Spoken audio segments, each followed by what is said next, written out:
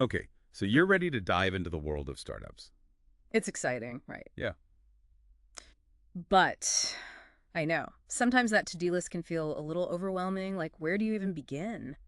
Well, today we're deep diving into the startup formula. And let me tell you, Christine Michaelis really lays out a clear path forward. She really does. It's all broken down into 6 manageable steps. Hmm? We're going to unpack those key takeaways, the stuff that really matters, so you can hit the ground running. No more feeling lost in the weeds. And you know what I find really refreshing about Michaelis's approach? What's that? It's that she goes beyond just the typical business advice. Like, she dives into things like personal values, Yeah. your mindset as an entrepreneur, So important. even confidence building, which are often overlooked, Huge. but they're so crucial when you're building a business from scratch. Totally. It's like she's saying, hey, you can't pour from an empty cup. Right. You got to take care of yourself too. Exactly. And the way she lays everything out it's kind of genius with this acronym CHANGE for the 6 steps. I love a good acronym. Makes it easy to remember. Me too. Uh, Okay, so it's clarity, hold on to your values, analyze who you want to work with, narrow down the steps involved, grow your confidence, and engage your audience. Catchy, right? I love it. And I love how she sneaks grow your confidence in there. Yes. Because seriously, who doesn't need a boost of confidence when you're starting a business? It's essential. And that's what I think makes this book so valuable. It acknowledges the emotional journey of entrepreneurship, not just the practical stuff. Totally. So let's jump into these steps. Step 1, clarity. Okay.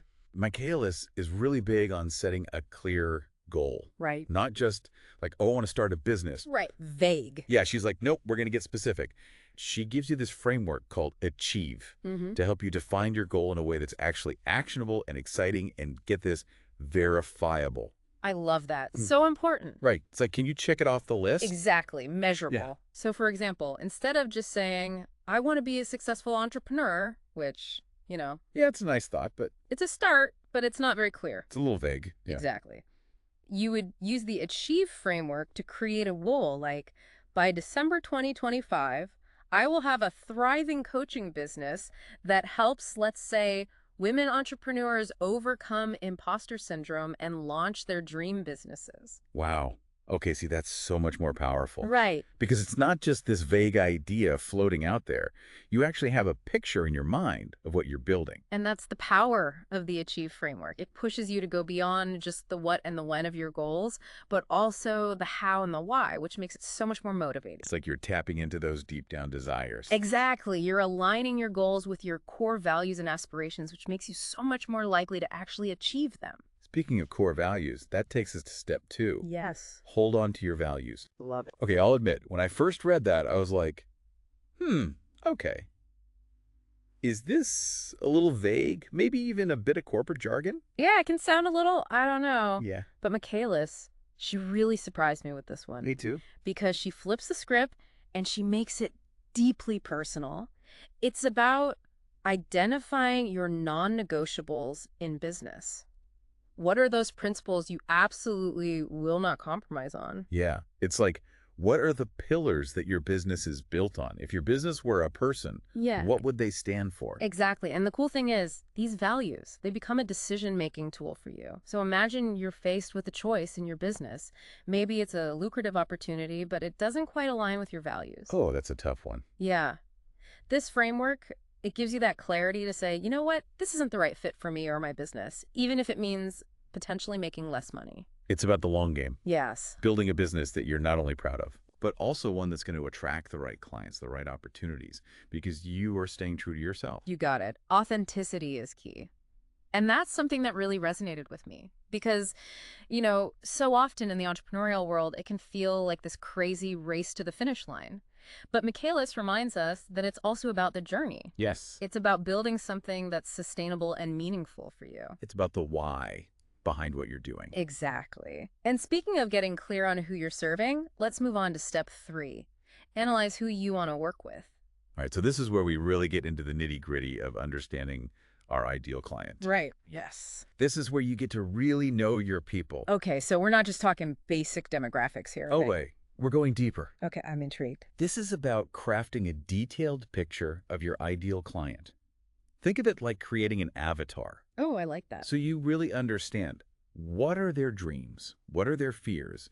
What are their pain points? What keeps them up at night? It's like getting inside their head. Exactly, because the more you understand your ideal client, the better you can tailor your products, your marketing, everything you do, like to really resonate with them, make them feel seen and heard. This is where that whole knowing your audience thing comes into play, right? 100%. Like you could have the absolute best product or service in the world, The best. but if you're not speaking directly to the people who actually need it, Right, what's the point? it's not going to get very far. It's like you're shouting into a void. You got it.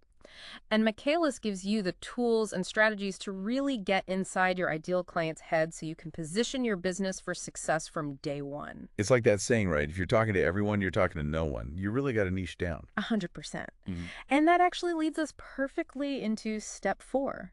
Narrow down the steps involved. Because now that we have, we've got our goals, our values, we understand who our ideal client is, we can really start to break down the process, the sometimes overwhelming process of actually launching this business. Yeah, this is where the rubber hits the road. Exactly. It's like, okay, I've got this great idea, but what are the actual steps? Exactly.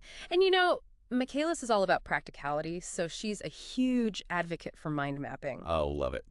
which I'm a huge fan Me too. because it really helps you visualize all the different aspects of your business. Yes. You can break those down into smaller steps, manageable chunks. It's amazing how much clearer things become when you can actually see it, like visually laid out. Oh, it's a game changer.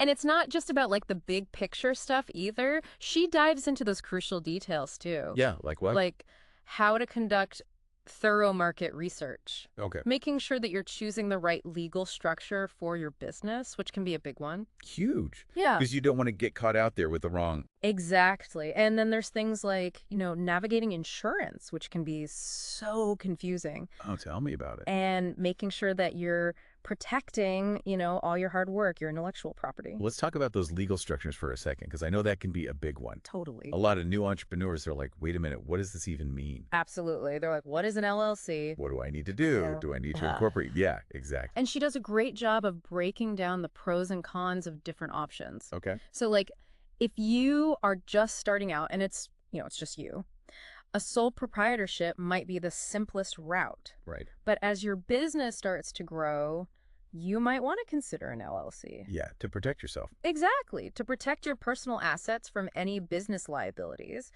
which is huge, especially if you're in a field where there's, maybe some inherent risk involved. Absolutely. And, if you're thinking about partnering up with someone, Michaelis also talks about partnerships, the good, the bad, the ugly. But the main takeaway is there's no right or wrong answer. Depends on your situation. Exactly. Yeah. It's about finding what fits your unique business needs and goals. 100%. And I think this is also a good time to say, like, it's okay to ask for help. Oh my gosh. Yes. Like, talk to a lawyer. Yeah. Talk to an accountant who specializes in small businesses. Please do, because they can walk you through, the legal stuff, the tax stuff, Yeah, the stuff that makes your eyes glaze over. all that fun stuff, right? But really, it's so important to set yourself up for success right from the beginning. Okay, so we've got our goals. Check. We've got our values. Yes. We understand our ideal client. We're breaking down those steps. We're even thinking about the legal side of things. We're on a roll. But what about the mental game? Ah. Because entrepreneurship, it can be such a roller coaster ride, right? Tell me about it. The highs are high. Yeah. And the lows can feel really low. Yes, and this is where step 5 comes in. Grow your confidence. So important. And I love how she has a whole section dedicated to this, because building a business can really test your self-belief. You're preaching to the choir. Right. So what are some of the things that Michaelis gives us, like some nuggets of wisdom, to help us navigate those moments of self-doubt? Well, she has this exercise. It's called the Museum of Old Beliefs, Okay. which I personally find incredibly powerful. What is that? So basically, you visualize yourself walking into this beautiful, grand museum. Okay. And on the walls of this museum are all these old limiting beliefs that we tend to carry around. Okay. Things like, I'm not good enough, or I'm not ready yet, I'm going to fail, all those fun things. I know those walls. I've been in that museum. Right, but here's the key.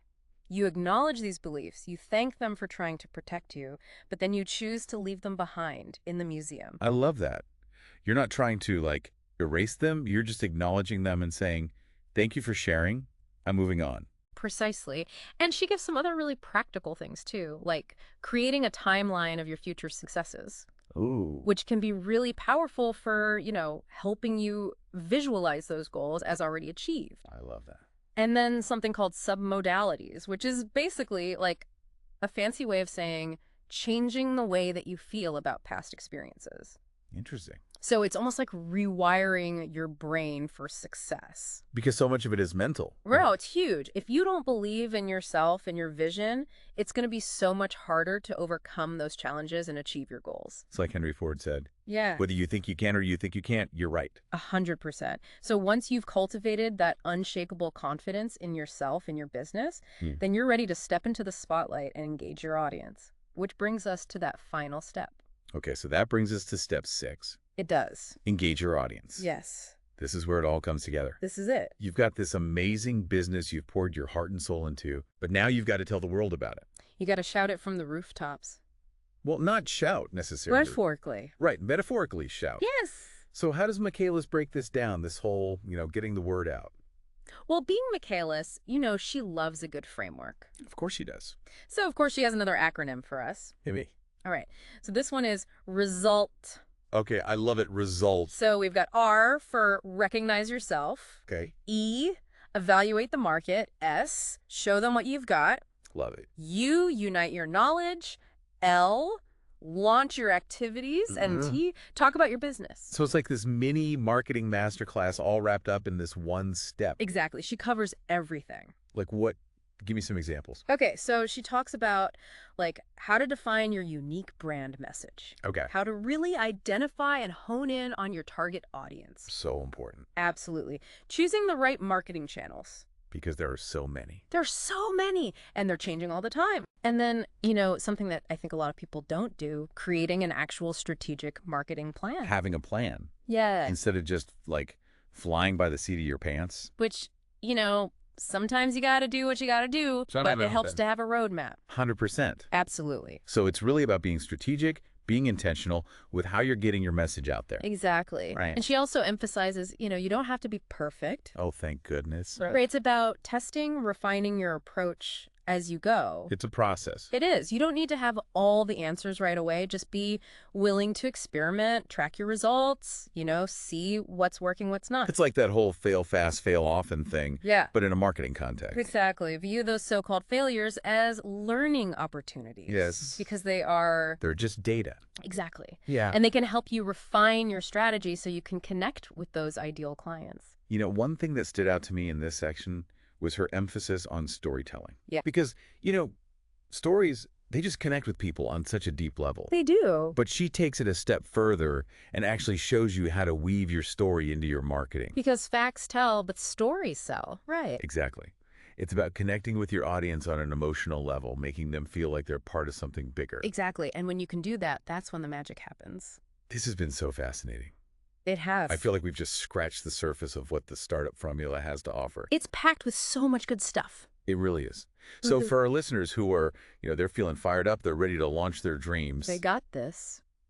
What are some of your final takeaways? What would you leave them with? Ooh, that's a big question. It is a big question. I would say, first and foremost, remember that starting a business, it is a journey, not a race. Oh, I love that. There will be ups and downs and twists and turns. A roller coaster. It is. But those are all part of the adventure, right? Yeah. And don't be afraid to ask for help. So important. Find yourself some mentors, some coaches, build a supportive community. Your people. Yes. Because, it can be lonely out there. It can be. So having that support system can make all the difference in the world. If I had to pick one takeaway from this whole deep dive, it would be that starting a business, it's not just about the bottom line. It's about creating something that is meaningful to you. Absolutely. Something that lights you up inside. Yes. Something that makes a difference in the world. That's what it's all about. So to all of those aspiring entrepreneurs out there, trust your gut, follow your heart. You got this. You do. And remember, the Startup Formula, fantastic resource to guide you along the way. And with that, we'll wrap up our deep dive into the Startup Formula.